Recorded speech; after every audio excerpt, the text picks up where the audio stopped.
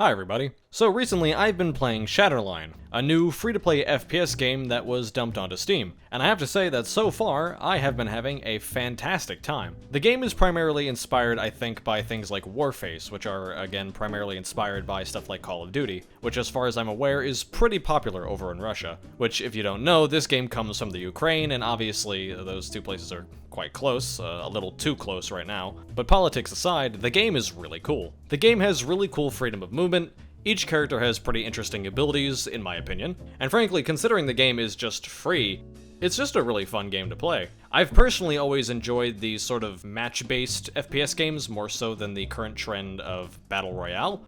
Battle Royale is just way too variant for me to really enjoy it. It can be fun casually, but even then, I've kind of gotten over the undeniably high amount of RNG that takes place in every Battle Royale game, and Shatterline is a nice change of pace. There's a couple of interesting mechanics that I find to be pretty cool, which contribute to my overall positive opinion of the game. First off, Shatterline actually doesn't have sprinting, and this is kind of an interesting thing for a Call of Duty inspired game, considering Call of Duty kind of popularized sprinting in FPS games. In Shatterline, instead of sprinting, you just run fast all of the time, and shift, or whatever key you rebind it to, is actually often used more for a movement ability that characters have rather than sprinting. You can walk by either aiming down sights or strafing, but it isn't the default method of movement if you're trying to get somewhere. Jumping is also relatively free compared to other games of a similar genre or a similar style. It doesn't have as much of an impact against your aiming as in other games such as like CSGO or Battlefield or whatever. And sliding is very effective and usually quite available. You don't have to like start up and get a running start, I guess, or reach a certain speed to get a good slide like you have to do in, say, Apex. Weapon hipfire is also not necessarily that bad depending on the attachments you put on your gun and whether or not you're like crouching or whatever, which is also a somewhat interesting departure from this style of game, though I will admit it may not be something unique to Shatterline and I might just be ignorant, but regardless of whether or not I'm ignorant, I like it. I have personally always hated spread, at least outside of certain contexts. I've hated the fact that ADS has basically forced FPS games for the last, who fucking knows, to require you to either be slow or shoot accurately, and you can't have both. I'm much more of a fan of something like Quake, where you can move and shoot,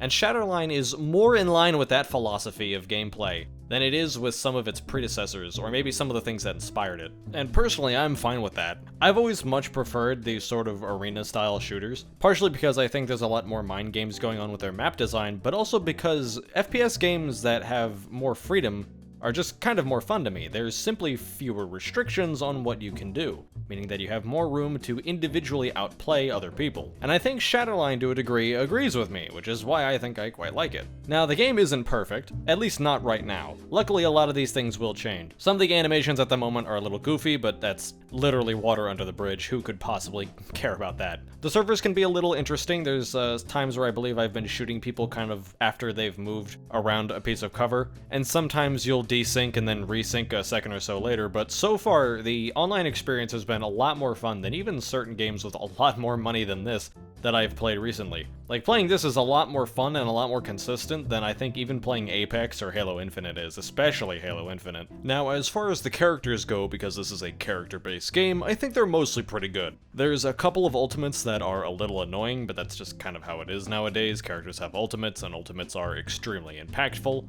And some ultimates are even so powerful that they can make sexual assault allegations disappear.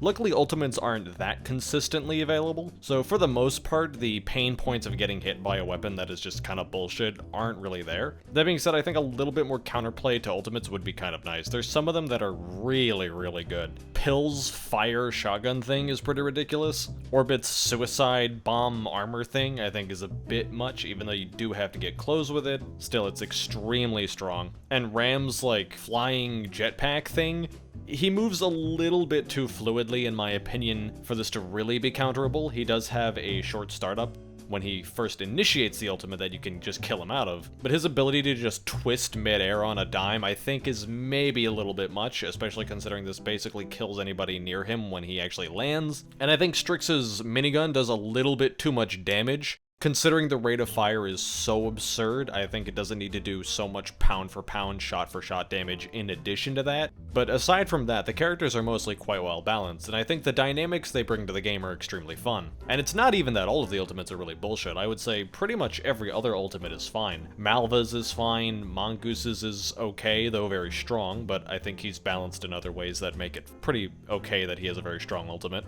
Kite's and Brisa's are both really good. They at least require some amount of precision to actually utilize, so it's a bit more respectable to get hit by it because, you know, the other person is at least doing the FPS part of the game very well. But just aside from the ultimates, there are other dynamics in the game that make the characters very interesting. There's a lot of map geometry that is very interesting from a design standpoint in this game. There's a lot of ledges that can only be climbed initially by certain characters without using certain other parts of the level to allow access to those areas for the rest of the cast. For example, Ike and Brisa can both climb up these high walls that most of the time other characters can't get over, or at the very least can't get over as consistently. And characters like Ram and Mongoose, among others, can break down certain doors that only characters with explosives can break down, obviously opening up new paths for their team. Both of these dynamics are quite cool, and I think it makes playing on a lot of these maps more interesting than they would be otherwise. It also helps define a character's abilities, and it acts as a truly good balancing point. Not being able to get on some of these high ledges can be kind of detrimental to a character's strength. This is why I personally prefer to play Kite most of the time, because he's just so versatile. He has both an explosive to break through doors, and the ability to climb these higher ledges.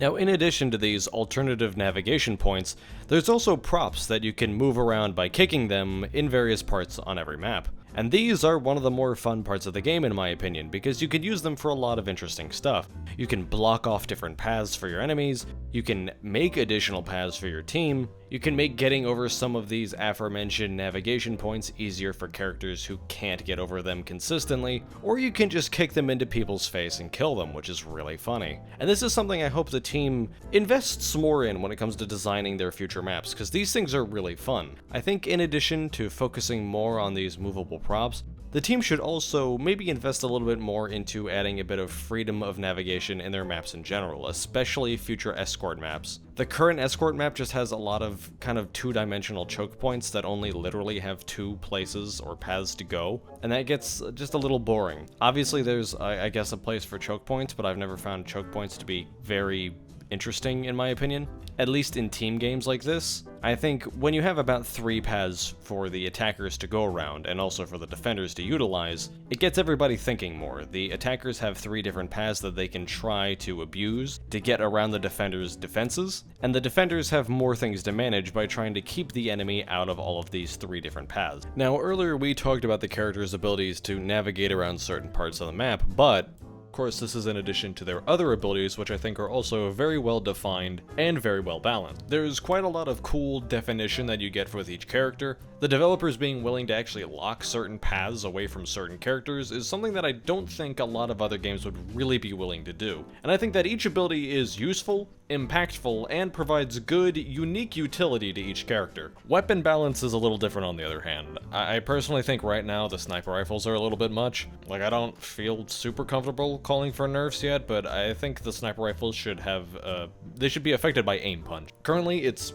really easy to outcompete a lot of other types of weapons with sniper rifles in the ranges that those other weapons are supposed to be dominant. With sniper rifles, and certain sniper rifles don't really reward precision as much as these other weapons do. Or rather, they don't require as much precision. There's one sniper rifle that just kills people straight up, which is quite unlike many of the assault rifles or like the pistols in this game, which only kill people more efficiently when you get headshots, and can only compete with this kind of firepower when you get headshots, and also don't do well at the same ranges that this sniper rifle is dominant in, which is why I think personal. They should add aim punch to sniper rifles. If you're getting hit, your aim jitters, forcing you to play more of a sort of hit and run style of play with these kinds of weapons. This would reward players who are firing outside of their weapon's effective range and hitting their targets, and would help to balance out the dynamic between sniper rifles and other weapon types. Aside from that, there are also examples of individual weapons within a class being quite a bit better than other weapons in their same class. The Extreme, for instance, is like leaps and bounds better than every other sniper rifle. The TAC is also probably the best shotgun, and I personally think the Pacifier is the best of the assault rifles by quite a bit. But overall weapon differentiation within a certain class or within a certain tier is not as bad as the dichotomy between certain classes and other classes, again, namely sniper rifles. Luckily, there are attachments to help this sort of thing, and overall, I'm quite positive in my reception of the game's attachments. A lot of them are both interesting and impactful, or at least one or the other, and as far as I'm aware, there aren't any that make any specific weapon overpowered or broken or anything. I will say, sometimes it's a little annoying leveling up certain weapons before you get certain attachments. Leveling up the VX7 before you get the first scope is a pain in the ass, but for the most part, it's not that bad. Certain attachments are unfortunately kind of useless in one mode or the other. Shatterline has both a PvE mode and a PvP mode. I haven't really played much of the PvE mode, as you can probably tell, but it's fine, I think. And it's a little annoying to see attachments that only really do something for one or the other, so I think they should add an additional effect of some kind to the attachments that really only matter in either PvE or PvP modes, but that's a relatively minor thing that, of course, can probably very easily be changed. But overall, I'm quite positive of them. Now, as far as for things that I would like to see moving forward, I would like to see a greater variety of maps. I think that will be something that's very important. I would like to see a little bit more character variety, but I don't think that's quite as important as maps will be. I would really like to see either skill-based matchmaking or a ranked mode get added. Currently, the level of skill in pretty much every match you play is all over the place. There are people who are getting absolutely crushed, and then there are people who are absolutely crushing. Obviously, for the people who are doing very well, that's probably a lot of fun because you're winning. But for the people who are getting crushed, it doesn't really create a very fun gameplay environment. See, people like to dog on SBMM because they don't understand what it does, or rather they understand what it does and they don't like the fact that the game doesn't just hand them occasional free wins. But the way SBMM, or skill-based matchmaking, is supposed to work is it's supposed to have a hidden MMR or a hidden rank that is attached to each person's account, and then it tries to match people with a similar rank up together. Obviously, in a perfect world, you would have matches where everybody's getting about 1 KD, unless they're doing particularly well or particularly poorly. And occasionally players will get better and better, they will do better than their expected average, and then they'll move up in the ranks. That's how it's supposed to work. And frankly, I personally have always been of the mind that a competitively level environment is a lot more fun than one where the level of play is literally just all over the place. Because again, it's probably a lot of fun for the people who are doing really well, but it's not very fun for the people who are losing. And it's also very frustrating being one of the higher performers on your team and having wildly inconsistent teammates, or seeing your team have overall weaker players than the opponents by a wide margin. But when everybody's around the same level of play, it's more competitive, and it's a lot more fun. There's a time and place for differences in skill to manifest and for one person to get their ass whooped, but that time isn't all of the time. And also, I would really like to suggest that maybe we look into other anti-cheating solutions than easy anti-cheat, because easy anti-cheat is really not that hard to bypass. And I'm not saying I've had a lot of experiences with hackers in Shatterline, but I have had one, and that was enough for me to remember that easy anti-cheat is absolutely worthless.